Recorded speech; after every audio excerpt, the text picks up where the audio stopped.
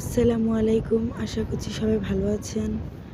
তো আমার বাবা বাজারে গিয়েছিল, বাজার থেকে কিছু সবজি এনেছে। তো সবজিগুলো আমি এখন গুছিয়ে নিচ্ছি। এভাবে চালনে রাখলে সবজিগুলো ভালো থাকে, আর পলিথিনে রাখলে নষ্ট হয়ে যায়।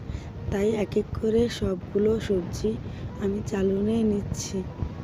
তো অনেক রকমেরই সবজি এনেছে: শসা, পেঁপে, কাঁচামরিচ, সিম, ফুলকপি, করলা, কালো বেগুন, ধনেপাতা, টমেটো, লাউ এবং আলু, সাথে মুরগি এনেছে।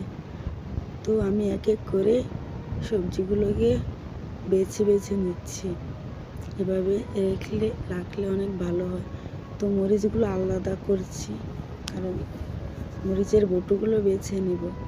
বটু ফেলে দিলে তাহলে অনেক ভালো থাকে, মরিচ নষ্ট হয় না। তো এক এক করে সবগুলো আমি গুছিয়ে নিচ্ছি। শীতের তরকারি খেতে অনেক মজা। যেভাবে রান্না করবেন সেভাবে ভালো লাগে। আমরাও খুবই পছন্দ করি শীতের তরকারি। মাছ দিয়ে রান্না করলে অনেক ভালো লাগে, সবজি রান্না করলে ভালো লাগে। তো আলুর যে দাম, তাই আলু কমই আনছে, সাথে একটা মুরগি এনেছে। তো আমি আপনাদের কাছে শেয়ার করতেছিলাম বাজারটা। এদিকে আমাদের ফ্রিজ একদম খালি ছিল, কোনো তরকারি ছিল না। এখন আমার বাবা তরকারি আনাতে এখন ফ্রিজ ভরে যাচ্ছে। তো আমি এক এক করে চালুরে সবজিগুলো সাজিয়ে নিচ্ছি, কারণ এভাবে রাখলে নষ্ট হয় না, ভালো থাকে।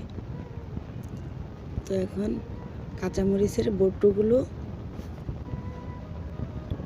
এক এক করে ফেলে নিচ্ছি। তো আমি কাজ করতেছি।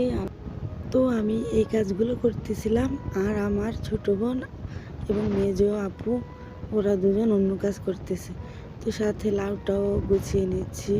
ডাল দিয়ে রান্না করলে অনেক মজা হয়। সবাইকে ধন্যবাদ। আল্লাহ হাফেজ।